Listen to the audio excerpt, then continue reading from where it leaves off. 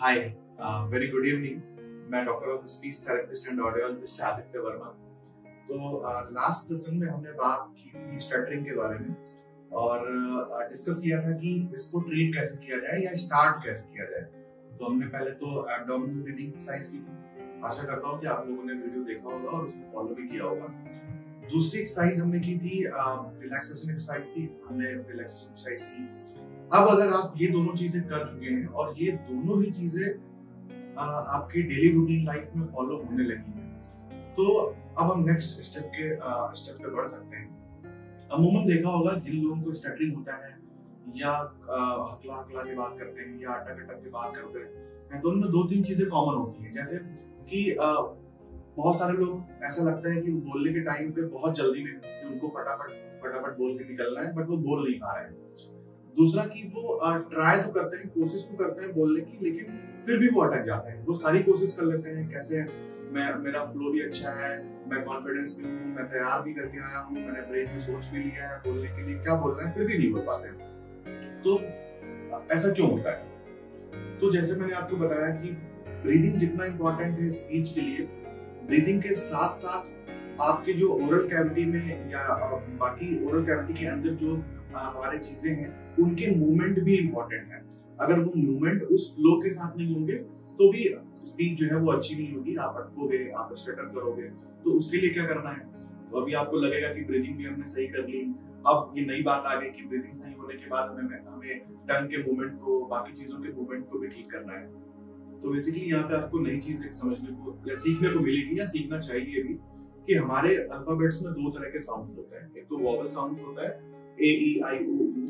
एक consonant sounds होता है, ठीक है ना। कॉन्सोनेंट साउंड थोड़े ज्यादा होते हैं, बी सी डी एफ ऐसे करके जो साउंड्स होते हैं वो कॉन्सोनेंट होते हैं। तो जितने वोवल साउंड होते हैं उनको बोलने के लिए हमें बहुत ज्यादा प्रेशर लगाने की जरूरत नहीं होती है। फॉर एग्जांपल आप बोल के देखो, आ ई ऊ या ए ई ऊ आई ओ यू, ये जितने भी इस तरह के वोवल साउंड्स हैं, इनको बोलने के लिए आपको प्रेशर लगाने की जरूरत नहीं होगी। लेकिन जब आप कॉन्सोनेंट्स बोलोगे, जैसे बी, पी, फा या और भी जितने भी हमारे कॉन्सोनेंट साउंड्स हैं, तो आपको फील होगा कि आप बोल रहे हो तो एक प्रेशर फील हो रहा है।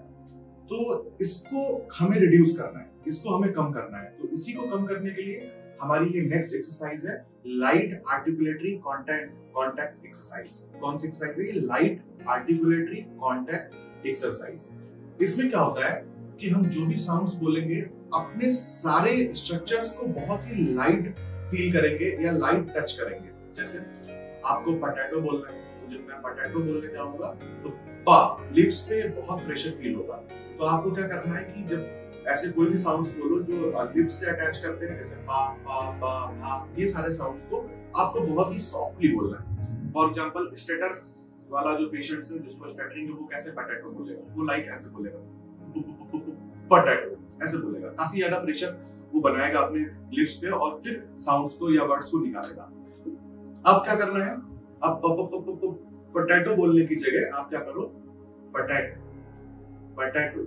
जो लिप्स आपके अपर लिप्स और लोअर लिप्स हैं, इनके बीच का जो कांटेक्ट है ये बहुत ही लूज कर दो या बहुत ही लो लेवल का कर दो। बहुत ही बिल्कुल हल्के से आप टच करो और फिर आप बोलो पोटैटो। या आपको कोई स्मूथा साउंड, जैसे हिंदी में पतंग, अब जैसे आप स्टटर वाला अगर बोलने जाएगा तो वो पतंग बोलेगा। तो आपको क्या करना है? बहुत प्रेशर बनाने की जरूरत नहीं है, आपको बहुत ही लाइट से बोलना है। कैसे? पतंग ऐसे करके आपको चीजों को, वर्ड्स को बहुत ही लाइट में लेके बोलना है। अब ये तो वो साउंड्स हो गए जो आपको सामने से दिख रहे हैं। जैसे मैं पतंग बोल रहा हूँ, पोटैटो बोल रहा हूँ या पालक बोलूंगा, तो ये आपको सामने से दिख गया कि जब मैं बोलने जा रहा हूँ तो जो पा साउंड है वो मेरे लिप से निकल रहा है, तो आपको सामने से दिख गया। लेकिन जो अंदर के साउंड है, जैसे का, खा, गा, टा, ठा, डा, ये वाले जो साउंड्स है ये तो आपको पता नहीं चलेंगे। अब इनके लिए क्या करना है कि आपको फील करना है हर एक साउंड को। फॉर एग्जांपल अगर हम टा सीरीज को लेकर चले, टा ठा डा डा वाली सीरीज को लेकर चले, तो इस सीरीज में टिप ऑफ द टंग का काम होता है। टंग का जो आगे वाला हिस्सा है उसका काम होता है। इसको ऊपर आपके हार्ड पैलेट को ऊपर वाले हिस्से को टच करना होता है। आप एक बार बोल के देखो टा, तो टंग जो है वो ऊपर की तरफ बहुत ही प्रेशर के साथ टच करती है और फिर हमारा साउंड निकलता है। इस एक्सरसाइज में क्या करना है कि आपको टा की जगह ट ट। आप स्टार्ट करें कोई वर्ड बोलने से पहले तो आप अपने आप को बहुत ही लाइट कर लें, अपने टंग को बहुत लाइट कर लें और बहुत ही हल्के चीजों से या हल्के प्रेशर के साथ बोलें। तो इन चीजों को आप फॉलो करोगे, इस एक्सरसाइज को आप फॉलो करोगे तो उम्मीद है कि बहुत जल्दी आपके जो साउंड्स है वो या वर्ड्स हैं उनमें आप स्टटर नहीं करोगे। एक चीज और भी रहती है कि स्टटर वाला पेशेंट जो रहता है वो हमेशा स्टटर पहले साउंड पे करेगा। जैसे उसका अगर फॉर एग्जांपल मेरा नाम आदित्य वर्मा है तो अगर मुझे स्टटरिंग है तो मैं कैसे बोलूंगा, मेरा नाम आदित्य वर्मा है। आगे वाले साउंड्स पे स्टटर नहीं करूंगा, पहले वाले साउंड पे ज्यादा स्टटर करूंगा। तो आपको हमेशा पहले वाले साउंड पे ध्यान रखना है कि उसको बहुत ही लाइट वेट करके या लाइट प्रेशर देके बोलना है। अब ये चीजें होती कैसी हैं, थोड़ा सा एनाटॉमी भी आपको समझनी होगी। हमारे ओरल कैविटी में 3 तरह के फेरिंग्स होते हैं। फेरिंग्स आप एक बार समझो फेरिंग्स क्या है। फेरिंग्स कोई भी खुला हुआ पार्ट है, कोई भी ओपनिंग ट्यूब है या 2 चीजें एक जगह पे आके मिल रही हैं तो उसको हम लोग फेरिंग्स बोलते हैं या ग्रेसिका बोलते हैं। थोड़ा सा आप और मेडिकल टर्म में स्टडी कर लेना, बहुत ज्यादा मैं मेडिकल डीप में नहीं जाऊंगा। तो इसमें क्या होता है कि हमारे 3 तरह के जो फेरिंग्स हैं या 3 तरह की जो ग्रेसिकाएं हैं वो आपस में एक जगह खुलती हैं। अब जब हम फ्लो, जैसे मैंने आपको एक्सरसाइज बताई थी एब्डोमिनल ब्रीदिंग वाली कि जब हम नाक से इनहेल करना है और फिर प्रेशर के साथ पेट से रिलीज करना है, चेस्ट और शोल्डर का यूज नहीं करना है, तो वो जब हम फ्लो बना लेते हैं तब ये तीनों फेरिंग्स बहुत ही अच्छी तरह से एक दूसरे के साथ काम करते हैं। कैसे काम करते हैं?